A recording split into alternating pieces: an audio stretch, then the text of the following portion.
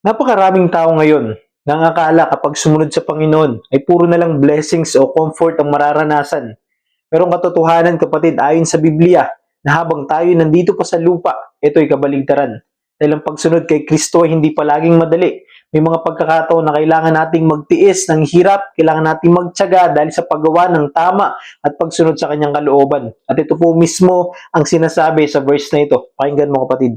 Ang pagtitiis ng hirap ay bahagi ng pagkatawag sa inyo ng Diyos, sapagat nang si Kristo ay magtiis para sa inyo, nag-iwan siya sa inyo ng isang halimbawa na dapat ninyong lubos na tularan. Ang sulat po na ito ni Apostle Peter ay para sa mga mananampalataya na nakakaranas ng persecution at paghihirap sa iba't ibang lugar. Sa chapter 2 po, tinuturuan niya ang mga believers kung paano mamuhay bilang mga tagasunod ni Kristo sa gitna ng mahirap na sitwasyon.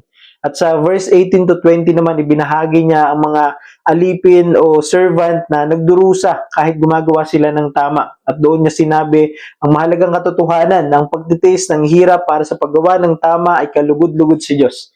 Kaya doon sa verse 21, sinabi niya na tinawag tayo ng Diyos hindi lang para tumanggap ng biyaya, kundi para sundan ang halimbawa ni Kristo. Dahil ang pinakamalinaw po na halimbawa ng pagtitiyaga ay ang Panginoong Kristo. At sa Book of Isaiah, chapter 53, verse 7, ipinahayag po doon ng propesiya tungkol kay Kristo.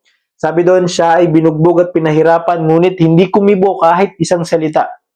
Tulad ay isang tupang nakatakdang patayin, parang korderong hindi tumututol kahit nagupitan at hindi umiimik kahit kaunti man. At sinabi din po doon sa 1 Peter chapter 2, verse 23, sabi po doon, nang siya'y insultuhin, hindi siya gumanti ng insulto. Nang siya'y pahirapan, hindi siya nagbanta. Sa halip, ipinaubayan niyang lahat sa Diyos na makatarungang humahatol. Pinapakita nito na ang pagtitiyaga ni Kristo ay hindi kahinaan, kundi ito ay pagtitiwala sa katarungan ng Diyos. At may mga ilang mahalagang katotohanan na makikita sa verse 21 po nating binasa.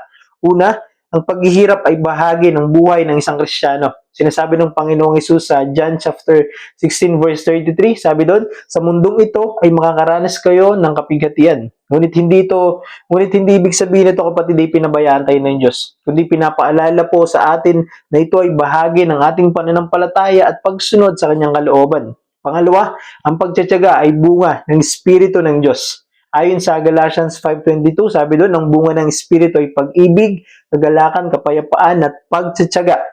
Sinasabi po dito na ang tunay na pagtitiyaga ay hindi mula sa sarili nating kakayanan, kundi ito ay bunga ng Espiritu ng Diyos sa ating buhay. At pangatlo, sinasabi doon, ang pagtitiis para sa katwiran ay may gantimpala. Sabi po sa Matthew chapter 5 verse 10, mapalad ang mga inuusig dahil sa katwiran sapagkat sa kanila ang kaharian ng langit.